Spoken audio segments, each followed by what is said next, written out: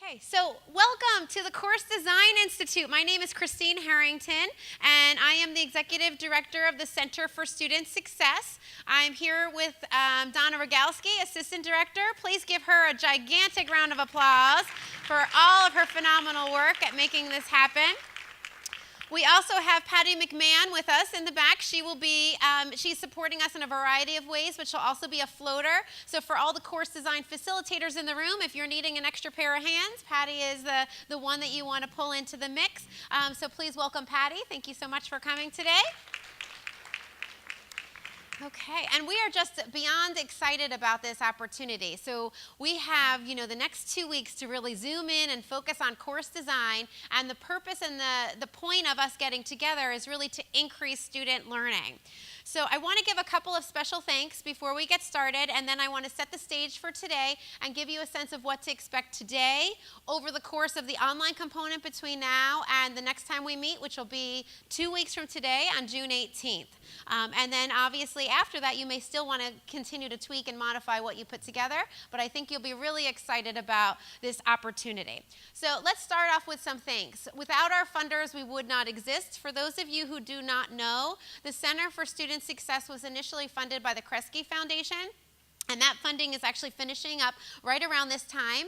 And we are very fortunate to have had a couple of other funders step up and provide us with some great resources to provide events such as the one that you're participating in today. So I'd like to call out thanks to PSENG and the Prudential Foundation. Their tremendous amount of funding support is allowing us to put forth many events such as this that are no charge at all to you. So we are very grateful to them. I also want to thank Middlesex County College for providing us with the space, this beautiful space that we have, and also for the video services. So please give our video folks a round of applause as well.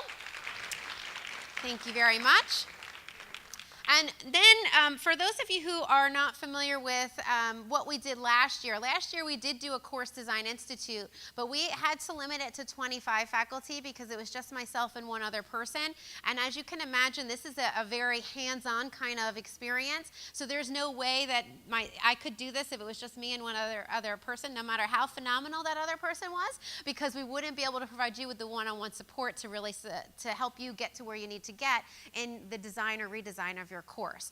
So I am very fortunate today to have a team of facilitators, and when I call your name, if you could please stand up, we want to give you all a round of applause for your sharing your time and expertise with us. So Marianne, Phyllis, Maria, stay standing, Teresa, Cynthia, Nancy, Kessler.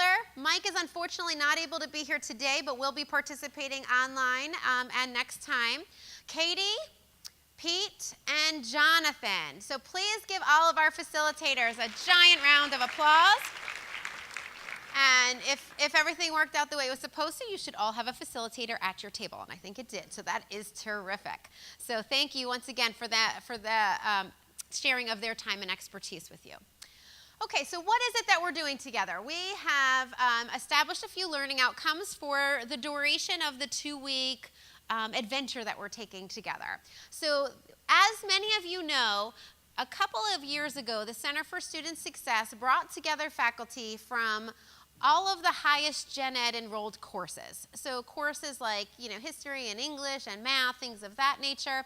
Folks came together and they developed course learning outcomes that were agreed upon at the state level, and the presidents had even approved them, and they are being utilized in many of our courses. We have not done this with all of our courses, so some of you are sitting here today getting ready to work on a design or redesign of a course that may not be in one of the top gen ed enrolled courses, and that's totally fine because it's open to all of you to engage in this process. However, it is our expectation that all of you have outcomes already established for your courses that have been probably developed at the department level or the institution level, if not at the state level. So although we'll talk a little bit about the importance of outcomes because they really do drive the design, especially in a backward design model, which is the one that we're going to use today, it is really essential for you to know that that's not going to be the focus of the session. Instead, we're going on to step 2 of the process, which is going to be really zooming in on the assessments. So how do we know whether students have achieved the learning outcomes that we set forth for them to achieve? So although we will spend some time on learning outcomes and some on objectives at the more unit, class, or module level, most of our efforts are going to be spent on focusing in on assessments. So you'll see up here the first learning outcome is to identify assessments that provide clear evidence. If we were at a generic course design institute, the first one would most certainly be learning outcomes. But I just explained to you why learning outcomes is not the first one, and we're going to go into the second stage of the process. And then we will also have time to focus on what kind of teaching strategies work best. So as I go through the design process with you, you'll know that backwards design starts with outcomes, then it shifts over to assessment, and then finally it shifts over to teaching methods. So we'll be talking about that today. Actually, we'll spend more time on that next time when we meet on June 18th, the different teaching methods. So what kind of walkaways or takeaways will you have from participating? We're expecting you to create a new or revised syllabus that clearly articulates how you have redesigned your course using backwards design. And we also are hoping that you take this experience back to your colleagues on your campus so that you can share the wealth and help your colleagues back home also engage in this process. Now, am I expecting you to do a workshop? Not necessarily, but I will tell you that a couple of our folks who were with us last year did just that and had really great outcomes based on that. So their colleagues really got to benefit just as much as they did from participating last year.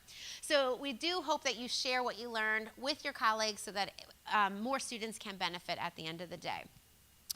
So for those of you who aren't familiar with Guided Pathways is a national movement that is focused on student success. So it's all about increasing successful experiences and, most importantly, successful outcomes for students.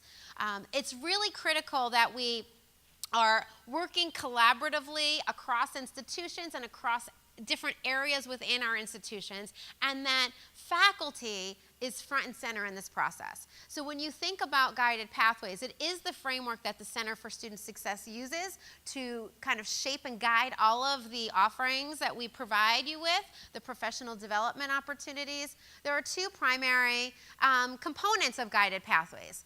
The pathways piece, which is really making sure we have established clear paths so students know what they need to do in order to get to the graduation finish line. And I think we have some work to do in that area to make sure that our programs are clearly articulated. Now, what does that mean? Well, we have program learning outcomes. What is it that a student who graduates in a nursing program versus a business program versus an English program, what is it that they'll be able to do at the conclusion of that? Well, obviously, all the courses feed into that. There's not one component that makes that magic happen. It's all the magic of all the pieces fitting together. So it's really critical that we're focusing at the course level to feed into that overall program level. So that's really important. Teaching and learning is critical because we could have a whole list of courses for students to take, but if we're not engaged in the most significant learning experiences possible, then our students aren't benefiting. So it's really critical that we give ourselves kind of an opportunity to pause and reflect. And this is a great time of the year to do that at the end of a semester, as you have the summer to kind of think and reimagine. And I know some of you are going to leave here really mad at me. This happened to me last year. People came up to me. She was like, "Thanks, Christine, you just ruined my summer. I was planning to go to the beach, and now I got all this course design work to do." So I certainly want you to enjoy the summer and get to the beach, but I also do want you to engage in the thoughtful process of how you can best design your classes to ensure that students really do learn. So that is all of the pathways piece, and that's why you as faculty are so essential to the Guided Pathways movement that's happening across the nation, and especially is happening here in the state of New Jersey. The guided piece, may play a little bit of a role, but it's still important for you to have that context into today's conversation. It's about helping students choose a pathway and helping them stay on the path. Now, choosing a pathway, the career exploration, I actually think that faculty are a big player in that, although it may not really come out in the course design process, but your relationship and mentorship to students can really shape and help them decide what career path is best for them. And most certainly, if anyone on campus is able to identify when a student is getting off track, guess who that is? That is you, right? I mean, you are the first ones to be able to notice that because you see them all the time. Even if they're not coming to you to tell you what happened, you notice their absence and they're, not handing in assignments and different things like that. So it's really critical that you also are an essential part of the conversation about helping students stay on the path. So you folks are tremendously important in the Guided Pathways movement. Your students are very, very fortunate to have such dedicated faculty who are willing to come and spend a chunk of their summer time focusing on course design. Okay, so what are we doing today? So the agenda for today is mostly going to be focused on what is backwards design, how do we write learning objectives. Then I'm going to do a little bit of talking about making sure you understand how students learn, what the research says about that. And then we'll be primarily focusing on summative and formative assessments. So that's going to be the primary topics for today. Then between today and next time we meet, there'll be some homework and some online coursework. There'll be a couple of discussions and opportunities for you to engage with your colleagues. So you are all sitting at tables, in many cases, focus on one topic, like English. You're just focusing on English 1 or English 2 or math. And in other cases, there's a little bit more of a mix at your table. So in a moment, I am going to have you I think most of you have already done introductions, but I know some folks were trickling in. So in a moment, I will give you another minute or two to introduce one another, make sure everyone knows who's who at your table. But you'll be staying with those same folks in the online course. It'll just be your table.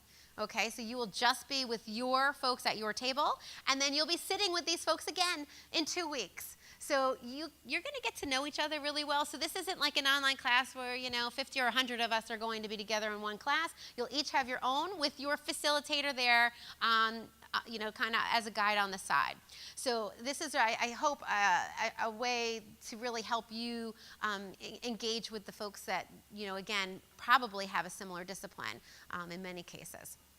During the online piece, what you'll be doing is you'll be continuing the dialogue from today in terms of creating assessments, and you'll be sharing assessments, you'll be providing feedback on assessments to one another, and you will also be starting to develop your course outline. So how are you going to put it all together in over the course of a 15-week semester, or if it's a condensed semester, whatever that looks like. So over the next 2 weeks, you'll be focusing on that, again, getting feedback from your facilitator and your colleagues at your table. The last day, on June 18th, what we'll be focusing on is the third part, the final stage of course design, which is teaching methods. So which methods work best, and you'll hear a little bit about some lecturing strategies, some group strategies, and then you'll be thinking about, well, what matches best for whatever it is that I'm trying to accomplish that day, and how does that fit into the overall picture? And then finally, we'll also focus on how do you design a motivational syllabus, because the final product at the end of the day is going to be a redesigned syllabus. So hopefully you'll have like before and after shots that you'll be really proud of. And I will tell you, I was just at the Lilly conference this past weekend, and I did a session on designing a motivational syllabus. And one of the best things that happened to me was I did this session on a Thursday. On Friday, one of the participants came up to me and they said, "Christine, can I show you what I did?" And he had already redesigned his syllabus. I'm like, "Aren't you in sessions all day?" He says, "Yes." He says, "I'm not quite done, but look at what I already accomplished. I just had to go back up to my room and started working on redesigning the syllabus." So it really is, I think, a great opportunity for you to give students a document that just shows them how to be successful and shows them why and gets them excited. So we'll be talking about that on June 18th. Okay, so at this point, what I'm going to do is I'm going to pause and give you just a little sense of today. So today, the morning part's going to be a lot of interactive lecture. So I'm going to give you a lot of the background information on this, but you'll have opportunity to break out and talk at your table, and you'll have some, it might be 5 minutes here, it might be 20 minutes there. You're going to have some time to do that this morning. And then we'll break for lunch around 12 or so. We'll get about maybe 45 minutes for lunch, and then when you get back together with your table, this afternoon's going to be mostly you folks working with your facilitators on designing those assessments.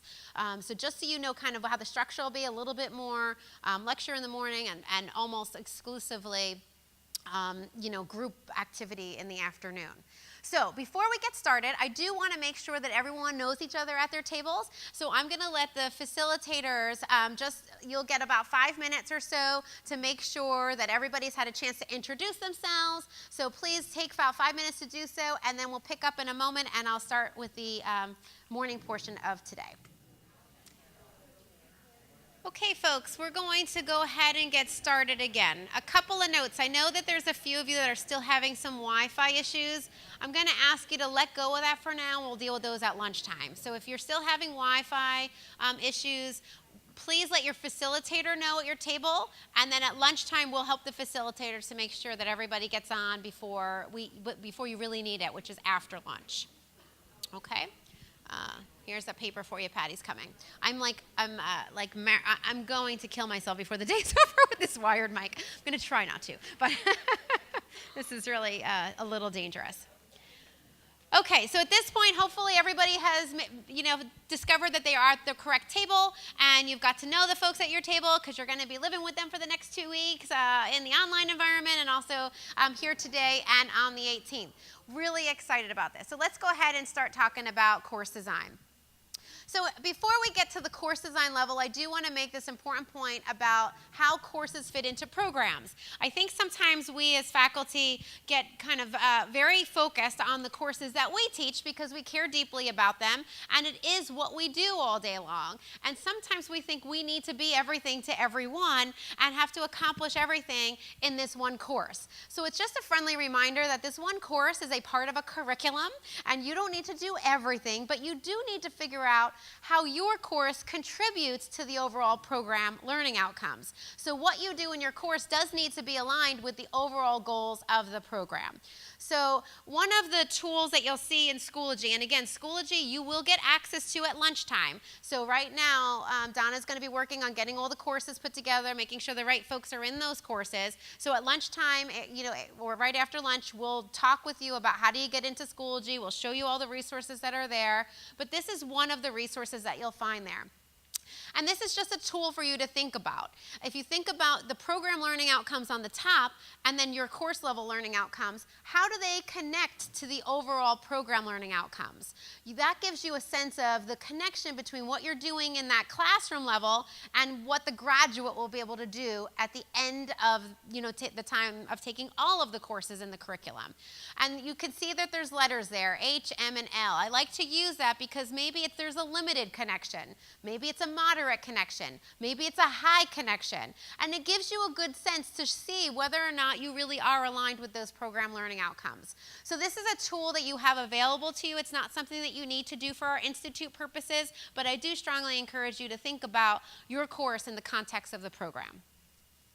Okay, so now let's talk about design frameworks. This is what we really all came together to do, and there are a few different kinds of design frameworks, although some of them are not as effective as others. So let's start by taking a peek at 3 different kinds of approaches to course design: coverage-based, activity-based, and then backward design. So if you're like me, you probably have used coverage-based design before. I know I am guilty of using coverage-based design. In fact, when I first started teaching, I was like, wow, this is perfect. Look at this. The textbook has 15 chapters. I have 15 weeks. Yes, this is terrific. I know what to do now. Week 1 is chapter 1. Week 2 is chapter 2. Well, that, my friends, is called coverage-based design and is not the preferred way of doing things. However, it sure does make life easy. It's very efficient. But you'll see after today why that's not really the best strategy. So when you use a coverage-based design approach, what you do is you focus first on content. And I use the textbook to drive my decision making. The textbook should never drive a curriculum design. It is a resource that should support your curriculum design. Sometimes folks get way over the top about what textbook they're going to use as if that is the make it or break it of the course. And it is not the make it or break it of the course. It should only be something that supports learning. You as the expert, you are the content expert. So you should be bringing bringing your lens to the course through the learning outcomes and figure out the best way to drive that design. But with the coverage-based design, I saw lots of laughter and shaking of heads, so I'm glad to know I'm not the only one that has engaged in coverage-based design. It is an easy process, using the textbook or using a list of topics, and then deciding what it is that you're going to do in class. So the outcomes come a little bit later, and the outcomes as a result are often very content heavy. So instead of skill development, you may only see outcomes like students will know the 3 theories of, or students will be able to apply the 3 theories of, things of that nature. It becomes very, very content focused, and that may not be everything that you want your students to accomplish in the class. And then of course you'd focus on what kind of strategies am I going to use to teach them about the theory of, and this theory, and whatever else it is that you're covering. And then, I guess I got to figure out some kind of assessment to give them too, because we grade people in college. So it's kind of like an afterthought. Assessments usually come last in the coverage-based design. So when you're focused on coverage-based design, what you're doing is you're thinking about, what am I going to do? As the faculty member, it's all about you versus the learning. So it's very teacher-focused instead of student-focused. Now, if we take activity-based design, I, too, am going to raise my hand. It's time for confessions today, folks, and I am guilty of doing activity-based design, too, because I'd go to this great teaching and learning workshop, and I'd learn about this really cool strategy. Maybe it's clickers, like clickers in the classroom. Now, some of you have done this, too, right? I learned about a new tool, clickers, and now I'm going to make sure I use clickers in my classroom every day, and I use the clickers to design my class. Or maybe you learned about a great group activity, a group structure, and you're like, I want group work to be the central focus of my class. Well, that's fun, and you know what? Let's be honest, folks. Sometimes that re-energizes us because we get tired of doing things the same old way, and so it's really exciting for us to have a new teaching tool in our bag, and we want to try it out, and we want to use it to figure out what kind of approach we want to use. But again, folks, this is not the best approach to design, because this is about what's fun. And now you might, the content can kind of be in there, but sometimes it's more about the actual activities instead of the content. And maybe it's a really, really fun class, but no one learned anything. Or maybe they learned something, but it wasn't everything they needed to learn. So, kind of learning is a little more haphazard in this activity-focused design, because it's not the primary focus for the instructor designing the class. So this is not, and again, assessments usually come kind of as an afterthought at the end. Oh yeah, I guess I have to assess their learning at some point. So this is not the preferred way. And again, the focus in this classroom is all about like the activities that are going on, whether it's the group work or the clickers or the technology, whatever it might be. And although these are great strategies to incorporate, we need to be intentional about when to best incorporate them and how they best will support learning and our learning goals of that class. So now we know that coverage-based, activity-based, these are not the preferred methods, even though they're fun and easy. We instead need to do the one that's a lot more work, but a lot more effective, and that is backward design. So Wiggins and Mattei are kind of like the founders, really, of this backward design approach. And really, when you think about what it is that they're trying to tell us, it's about designing with the end in mind. So the first thing that we need to think about is, what is it that we're trying to accomplish? What are the learning outcomes? And as I mentioned to you earlier, we've already, have those established either at the department or college or state level. So we know that these are the outcomes that students should walk away with in your class. Those outcomes need to be front and center in the design process.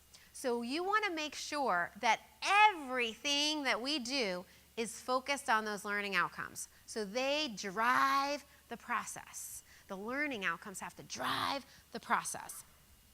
The second step in backwards design, which is the one that we're going to focus on most heavily today, is the evidence or the assessment outcomes.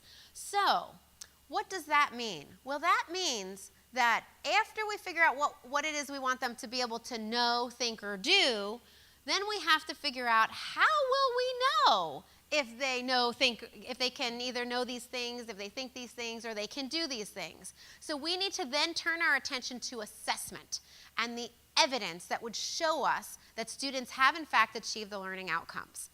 So we're going to focus on that. And assessments can be formal, where they're papers and exams and projects. They can be informal assessments that happen throughout the semester by observing them in group work or discussions, things of that nature. We're going to talk today about summative and formative assessments. Summative assessments being the ones that happen at the end of the semester, like kind of the big ones that really show you whether or not they achieve the learning outcome. And then the formative assessments tell us whether or not they're on track to get there. So they're the ones that help us along the way. And then last, we focus on teaching methods, which breaks our hearts because this is the part that we do in class, right? This is what we do. And it's really important for us to pay a lot of attention to teaching methods, but we cannot start thinking about them until after we've done step 1 and step 2. So I know that that's really hard for faculty sometimes to kind of let go of those teaching methods, because here's where conversations go. Well, in class, I like to, or I find it beneficial to, and these are the kinds of strategies I use, because that's what we need to do. We have to figure out what we're going to do in class. But I promise you, if you design your class with the end in mind and you have great assessments that you're going to be using, and then you determine your teaching methods to help students perform successfully on those assessments that you identified, you're going to have an incredibly more powerful experience for your students, and it's much more rewarding for you. It's a lot more work on the front end, but actually once you do this process, like going to class will be the breeze, man. Like you've got it all down, because before class started is when you have all the planning that you really have engaged in, and a well planned out class is an easy one to teach. So a lot of front end work that pays off in the long term for you. Okay, so the backwards design is really focused on the learning, and this is what's so key. You know, it's essential for us to zoom in on what we want students to learn at the end of our class. What's that target we're aiming for? So again, we're not spending an enormous amount of time on learning outcomes, but I do want to just give kind of a little bit of a nod to the importance of learning outcomes, and to bring your attention to 2 primary taxonomies that are out there. Most of you are probably very familiar with Bloom's taxonomy. Oops, I went too far. I already got you to the activity. Bloom's taxonomy. The pyramid at the bottom is the kind of the lower level levels of understanding, like being able to remember something. And there's a lot of press out there that the lower level Bloom is not important. And I'm going to tell you that I think it is incredibly important, especially for us at a community college where we're teaching mostly, we are teaching 100 level classes, 200 level classes. We need to have established knowledge. So that's important for us to do. But we can't just stop there. I think that's where sometimes we get criticized in higher ed, is that it's too much of like regurgitating and spitting back information. And that's an essential part of the process, but it can't stop and end there. So we do need to kind of climb up the Bloom's pyramid and get them engaged in more critical thinking kinds of activities. So when you think about the learning outcomes that you have, it should be a combination of the lower level and some of the higher level cognitive tasks that we want students to be able to do. Fink's taxonomy may or may not be familiar to you. Fink's is actually more aligned with the higher ed world, and there's something that's kind of different about Fink versus Bloom. Bloom's is very hierarchical in nature. You need to be able to remember before you can understand. You need to understand before you can apply, and so on and so forth. With Fink's model, you can see that half of his model is actually very similar in content to Bloom, but it's not hierarchical. So he basically says that there are several different things that are really important for us to focus on, and not all of them are just cognitive. Some of them are a little more affective, like getting students to care and be excited about and passionate about your discipline, knowing how they learn best, because that promotes lifelong learning, things of that nature. Now, in fairness, there are other elements of Bloom that just don't get as much press. He does have the affective domain and the psychomotor domain as well, but everyone kind of focuses only on the cognitive domain of Bloom. So Fink's model is kind of a little bit more comprehensive. You can use either one, as you're creating your outcomes and objectives. Again, outcomes have probably already been created for you, and some of you may not love the outcomes that you've been handed. Unfortunately, those are the ones that are approved by your department, but if you're not in love with them, I think you should speak up about them and have conversations, because outcomes don't have to be static. They can be revisited and modified, but usually not just at the individual faculty level. They're usually more comprehensive conversations that need to take place. So keeping those in mind, I'm going to have you do an activity at your table, and I'm going to give you about 10 minutes or 10 to 12 minutes for this activity. what I want you to do is I want you to think about how you could create learning objectives for a class. So take the learning outcomes that you have for your class as a whole, and then identify a unit, a module, a class, whatever level you want. And then I want you to identify learning objectives. You could work collaboratively at your table on one. This is for example purposes. You will be doing this online, during the next 2-week period, so it's important to gain the support from your colleagues while you're together now. Once you create that, then I want you to go back and I want you to say, well, what level of Fink or Bloom is that really connected to? Kind of match it up. And is that where it needs to be? Should it be on the lower end of Bloom? Or do you need to spruce that learning outcome up a little bit and make it more challenging? And then what learning outcome does it attach to? So very much like, I'll just go back here for a minute, like I was showing you for the course to, oh gosh, gotta go way, way back. Here we go. You could kind of do the same thing here, and instead of course learning outcomes, you could do objectives, and there actually is something in Schoology that you'll have access to after lunch. Objectives and then course learning outcomes. So how does your smaller objective fit into the bigger course learning outcome? Okay, so I'm going to go ahead, I'm going to put this slide back up there just so you know what your task is, and then if you want, I can always go back to the other one with Bloom and Fink. So let me just give you a minute to understand this. Everybody understand their task? Okay, you're good with your task? Yes, question. You can do, at your table, as a facilitator, you can decide if you're in a group that's all together, you could work collaboratively on one. If there's a group that has different kinds of disciplines, people want to work independently and then check in with each other, I'll leave that up to each facilitator to run it however works best for their table. Okay? All right, I'll put that one back up. So you have until 11:10.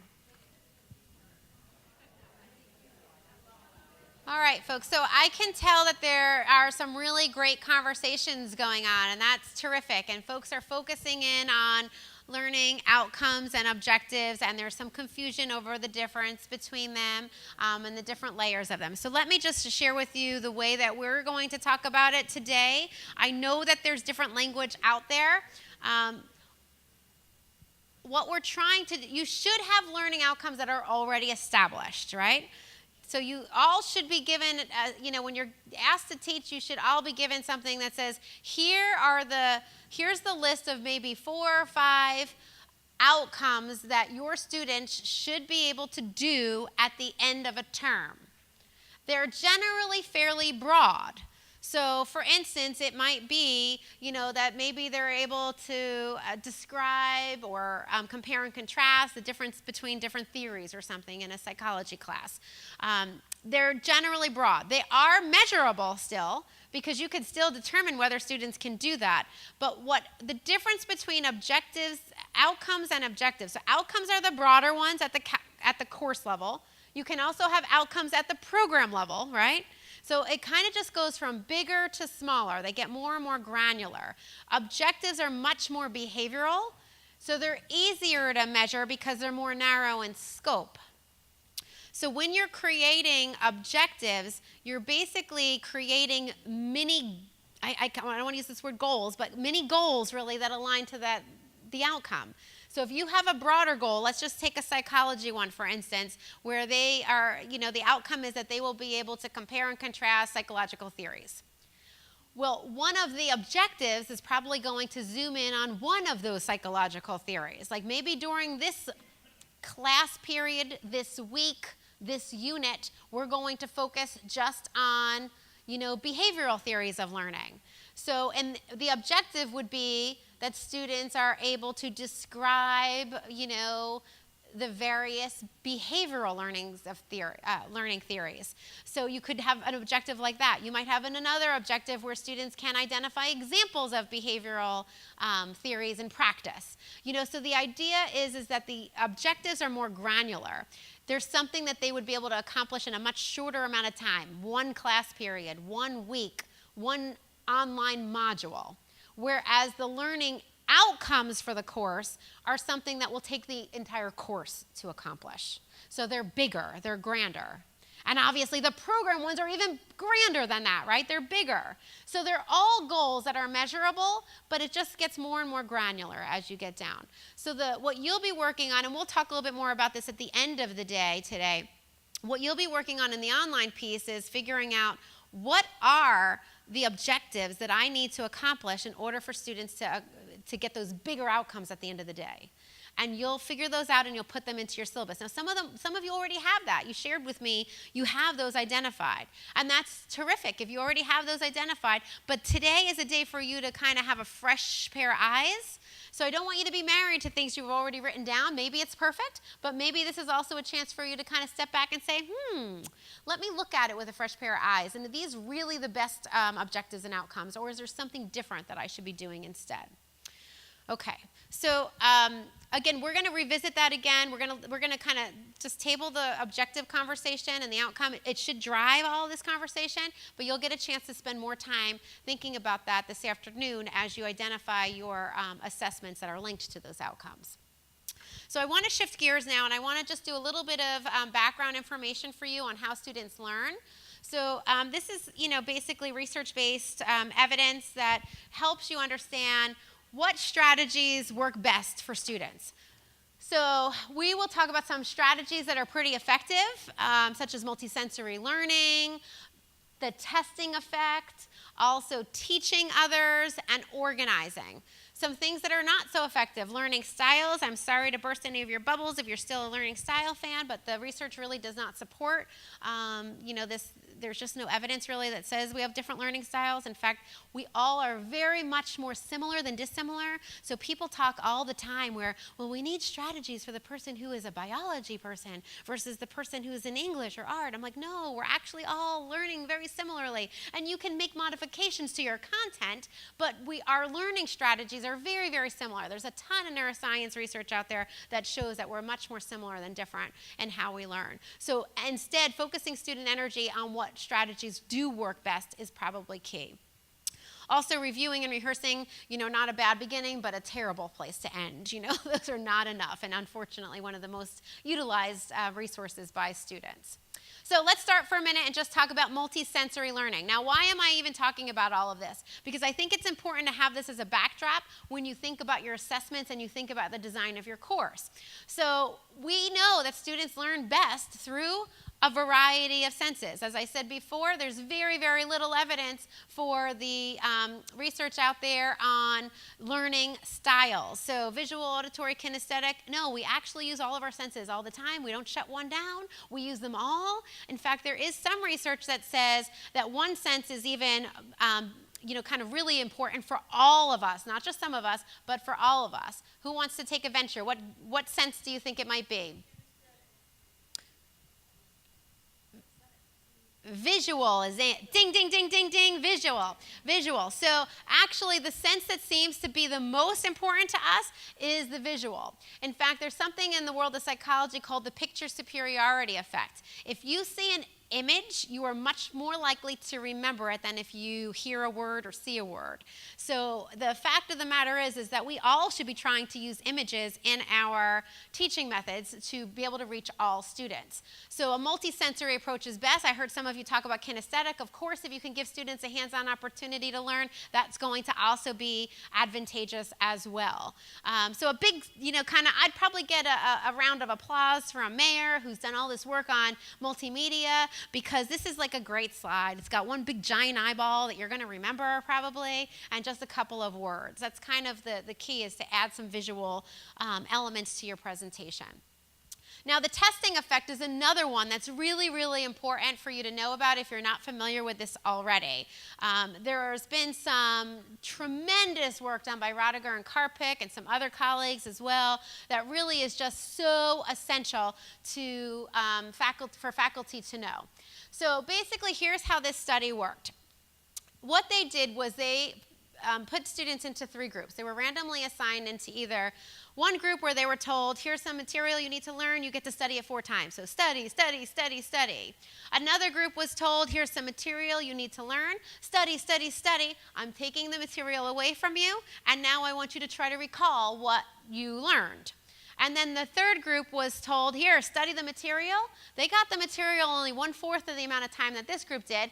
It was taken away, and then they were asked to recall, recall, recall. And in this particular study, they actually did not get feedback in between those opportunities to recall.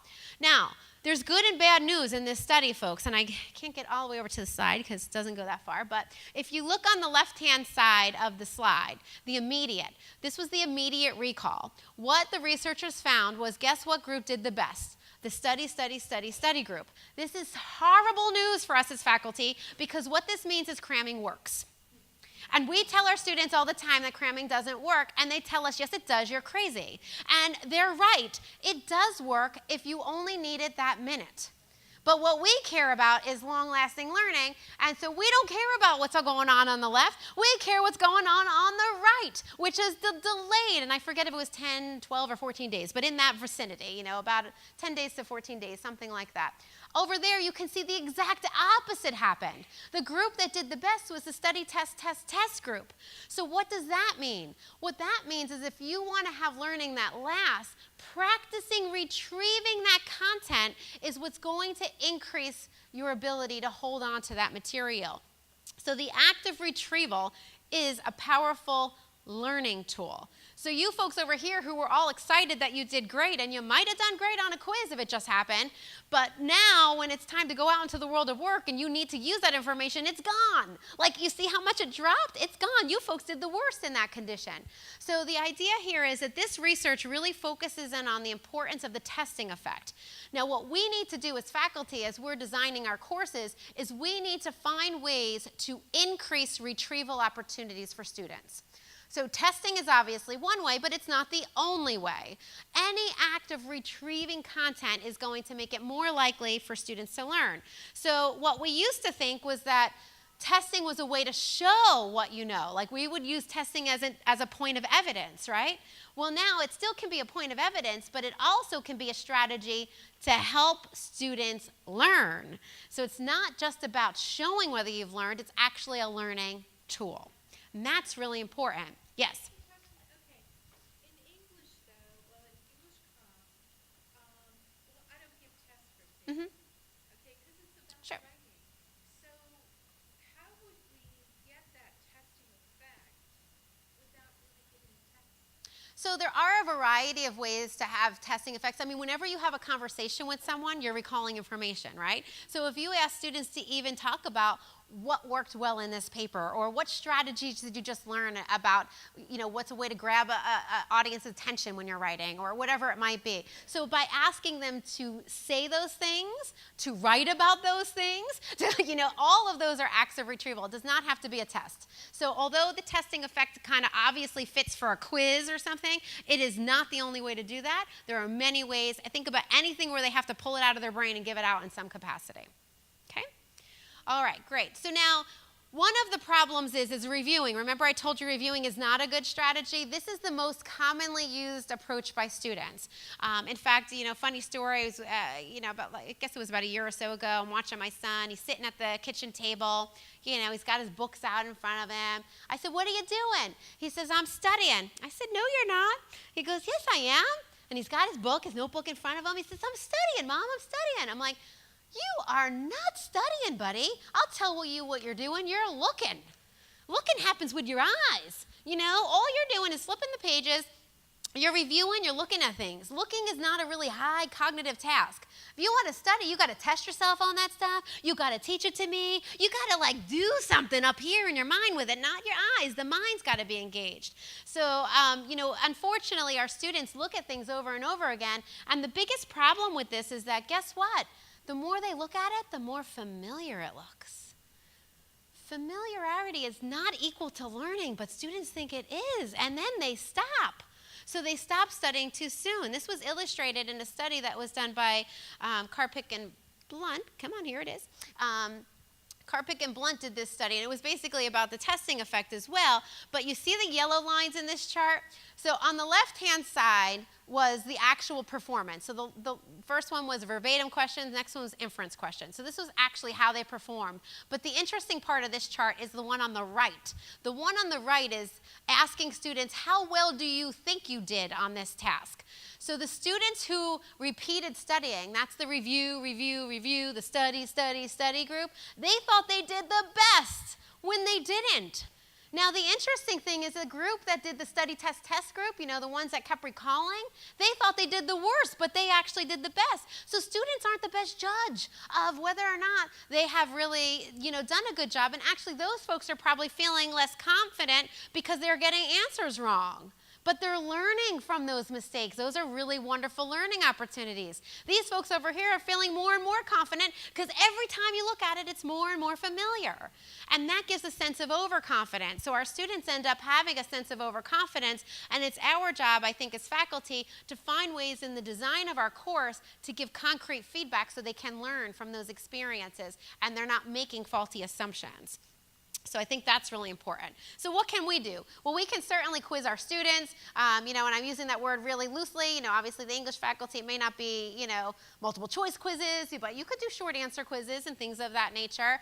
And, giving students a chance to do this over and over again is really very helpful. I'll give you a very funny story. I hope you don't mind me sharing this, but and please don't tell everyone. I guess it's getting videotaped, but not everyone will watch this. So I actually got called on the carpet by my own student because when I first started teaching, guess what kind of assignments I had? Midterms, finals. I didn't have any quizzes. Why did I not have quizzes? Well, there were a couple of reasons for that. One, quite honestly, that's an awful lot of work. I had a lot to do. I didn't feel like creating all these quizzes, and also, I thought it felt very high school-like to me to have quizzes, and I'm thinking, these are college students. I have to treat them like college students. I don't want them to think I don't believe in them, so I'm not going to give them quizzes. So then what happened to me was, and one of my summative assessments is a project at the end where they, go out and research a subject and they do a presentation on it. One of my students chose this very topic. And he did a presentation. It was actually in a psychology journal about how students who took weekly quizzes outperformed students who didn't on the cumulative final, and how their learning was, lasting longer amounts of time. And then he goes, Dr. Harrington, why aren't we doing this? Well, my God, on my own assignment, called me on the carpet. I turned beet red. I'm like, okay, I guess we'll start doing this now. And the truth of the matter was I didn't know about this research either. I just was making these assumptions based on my own experiences as a student and my limited amount of experience teaching at that time. So the point is that we can't always know all the literature, but hopefully many of you have teaching and learning centers on your campus. I know you all don't have that, but if you don't, certainly reach out to your neighboring colleges. Folks who do this kind of work are very happy to help you be in touch with the literature so that you can make these research-based decisions about how to help and support your students.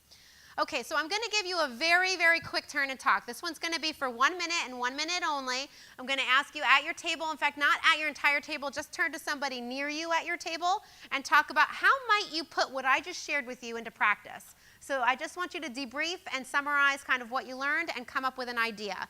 You're going to have 1 minute and we'll come back together. Okay, folks, I am going to bring us back together. So if you can come on back to me, that would be terrific.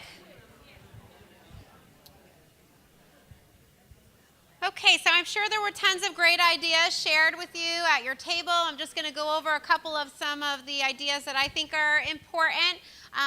I think that even telling students about the testing effect. So when I did start using quizzes, I didn't just put quizzes on the syllabus. I actually told them that, do you know that there's this research out there that shows that if you do this, you're more likely to learn? And because I really care deeply about you learning, we're going to have quizzes in this class.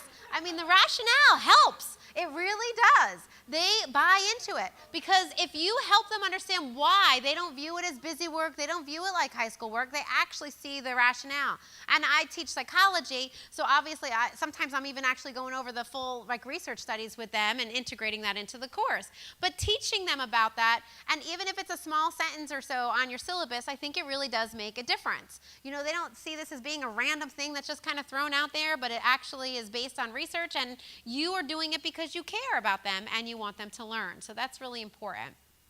Obviously, quizzing students, getting them to use the outside of class material. So many of the publishers have online practice quizzes. There's tools like Quizlet where they can co-create quizzes themselves with their colleagues. There's so many kinds of things like that, but sometimes our students don't take advantage of them. So finding ways as a faculty member to require the use of those kinds of things elevates the importance of it and really communicates to students that this is something that you should be doing. So flashcards, all that kind of stuff. There's a variety of ways. Yes, Katie? How many of these quizzes should be graded and how many not graded? So I think, so the question on the table is how many should be graded, how many should not be graded. I think that depends on your discipline and what your goals are. So everything is driven by the learning outcomes. How tied are they to the learning outcomes? If there's no grade at all, will students do them? What kind of incentive do you need in order to get your students to take them seriously? Usually quizzes in my world are like 10% or so, seems to be around the magic number. Now, there's a whole bunch of them, so they all together count as 10%. I often will give them multiple chances at the same quiz, and the highest one counts, because I tell them those are formative assessments. They're opportunities to learn. They're not the show what you know. They're the learning tools along the way. So I don't want them penalized for their grade because they haven't accomplished everything, but I also don't want to not give them any points for it because then they may not do it. So I know that the grade is the incentive usually. Yes? This maybe goes along with that a little bit, but what is the difference between like a quiz and an in-class assignment, like you walk in, you have 10 minutes to complete? Is it just the name of the, what is it about quiz that makes such a difference? It's really retrieval practice that makes a difference. So we call quizzes assessments to make them sound better. It's all language and in-class assessment, the idea is it needs to be an opportunity for practice retrieval. So one of the challenges, I think, with online quizzes, which is what I do use because it helps me preserve my in-class time for other things, is that students could be going to look up the answers, and that's not retrieval. So I try to make them so low stakes that it doesn't encourage that kind of behavior and explain to them why looking up the answers is not going to help them in the long run, and by putting some parameters on it to make it less likely for that to happen. So I don't think the terminology matters as much as the intent, and the intent is putting practice retrieval opportunities front and center for students. Okay, so I'm going to continue on and talk about the next strategy to help students learn, which is teaching others. This is probably one of the most powerful ways to learn. If you don't believe me, think about your own area that you teach in. I'll take psychology, for instance. Psychology is like this big, right? Do you think that I feel equally competent in every component of the psychology field, every facet? No, I do not. I don't know if something's wrong with me, but I do not. There are some areas I feel much stronger in than others. And you know what? There's this strange correlation between the ones that I've taught before being much more higher level of confidence for me than the ones that I haven't taught before. Doesn't mean I don't know anything about the areas that I haven't taught before, but by the sheer act of teaching about it, my level of confidence increases. My knowledge increases because people are going to ask me questions about it, makes me think more deeply about it. There's a variety of reasons that happens. Well, the same is true for students. If you teach someone, you are much more likely to learn it. Think about when we have them do presentations or work in groups. Part of the process, part of the rationale for that is for them to have the opportunity to teach someone else and to become an expert on something. So this is really important. We know that learning is a very social activity. We learn best socially. If it wasn't, we'd have students come on day one, here's your books and your syllabi, good luck, come back at the end of the semester. No, we learn best through our interactions with others. That's why we get together at events like these. We could have just we gave you the books, you knew what they were. You could have just went home and read them all yourself, but you're hopefully gaining something through the dialogue with your colleagues from across the state. We know that learning is improved when peers work together, and that peer teaching really plays a critical role in this. So we know that the research supports it. We also know that it improves their confidence, just like it improves our confidence. We're not shocked by that. We know that study groups work well, but we also know that students aren't doing all of this in and outside of class as much as they should. And we also have to be concerned with, do they know enough to teach someone else? Sometimes we're putting students into the position of having to teach a colleague or classmate, and they don't know enough about it. So when that happens, we're then probably, fostering inaccurate knowledge building. We don't want that. So we have to be really careful. So a really important point for us to understand is that we are very different than our students. We are the experts, they are the novices, which means that we don't have the same level of expertise. We have more than they have.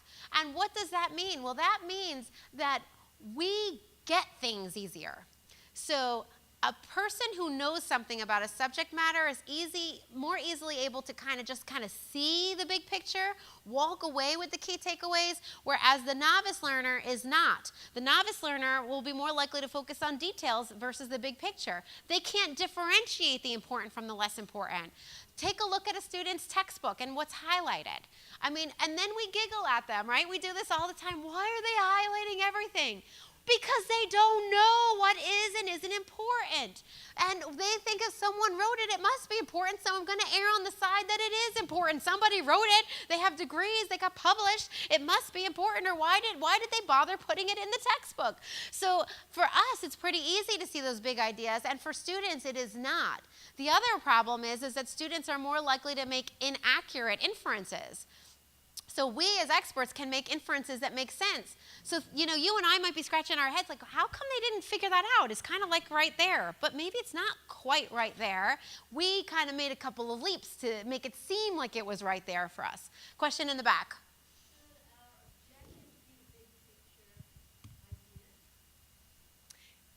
Ding, ding, ding, ding. The question is, should the objectives of the day be the big picture ideas? And the answer is yes. Thank you for that. That is terrific. Yes, you want to think about what are the big ideas for the day.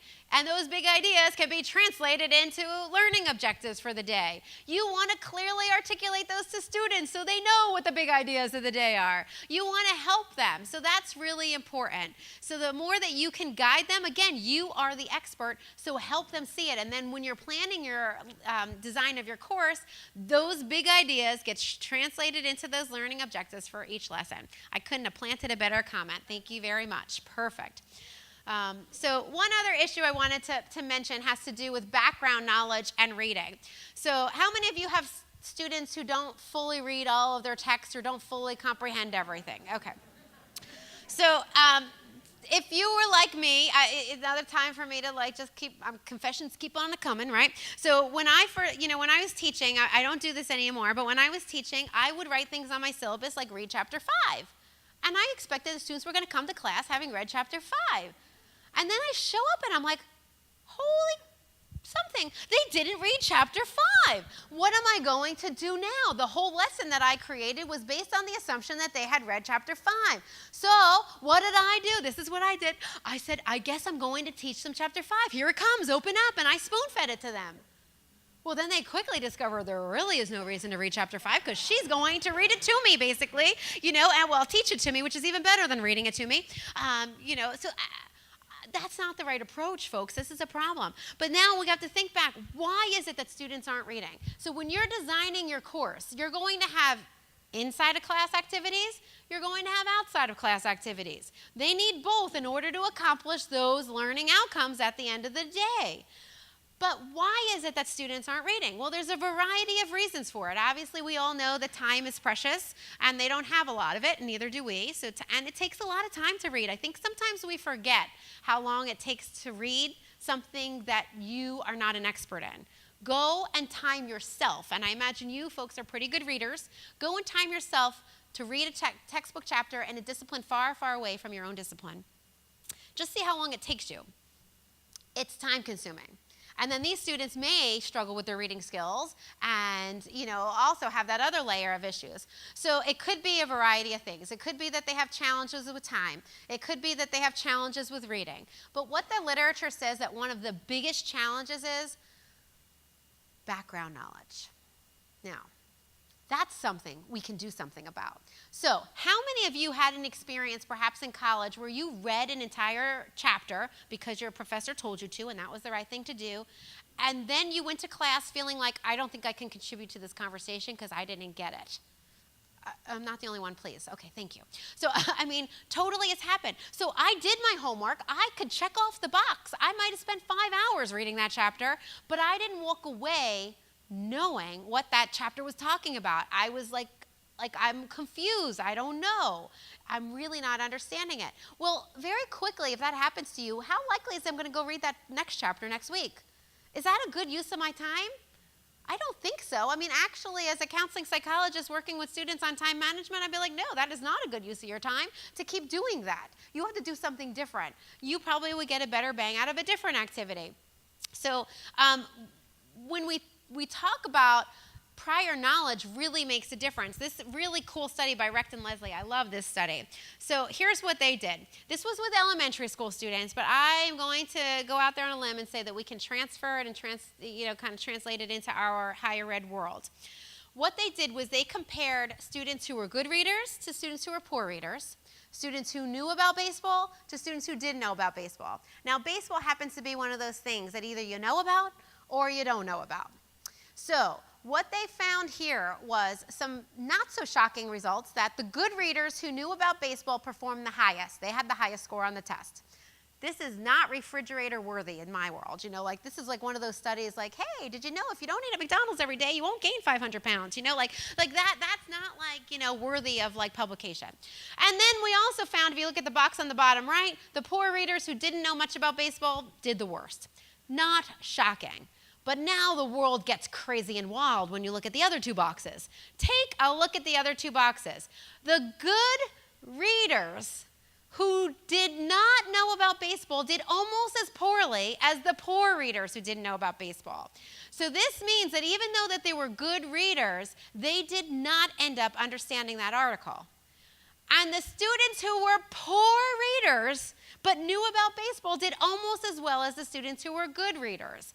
Now, this is a really important piece of information for you to have as you think about designing your courses, especially some of the outside of class, but also in terms of what you do inside of class. Why? Because we can do something about this. If prior knowledge about a subject is one of the best predictors about whether it's going to be a good outcome from reading a chapter, we as experts can help build that prior knowledge before we ask students to read the chapter.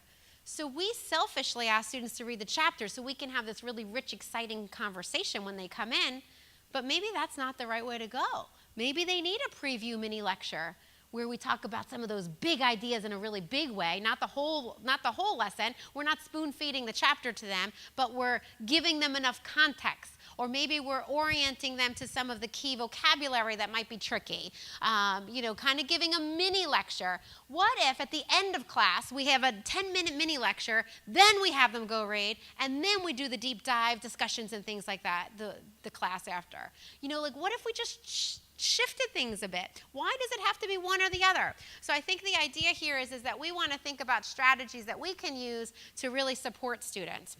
So I'm just going to, share the mini lecture idea that I just gave to you. I also think that we can teach students some strategies that are helpful, like the end of the chapter summaries in textbooks. Those are phenomenal. But have students read them first. Have them go to the table of context to get the big ideas. They know what big ideas are coming their way before they read the chapter. Some of those things are really key. Emphasizing those important points. Those are things you can do in class to draw attention to the big ideas so that when they're reading the textbook, they know, this is a big one. I got to really zoom in here.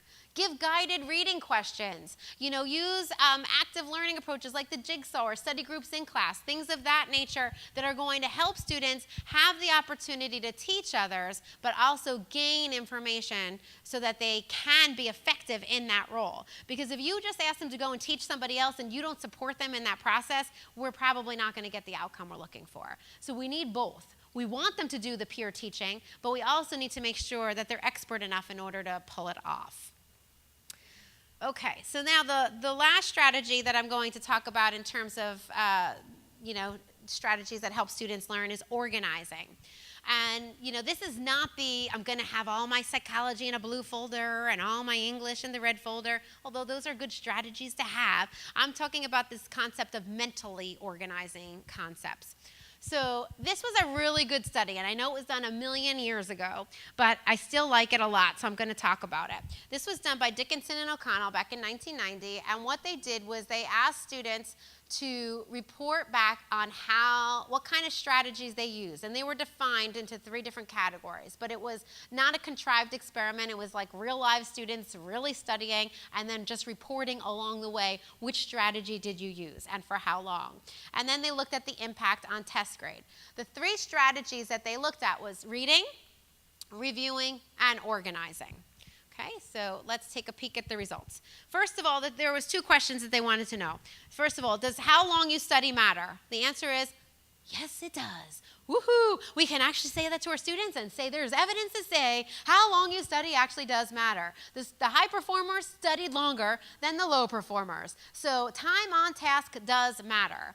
But that's not all that matters. It's also what kind of time are you spending? How are you spending your time? So how do you study? Does that matter? The answer is yes, it does. Now, here is why I love this study.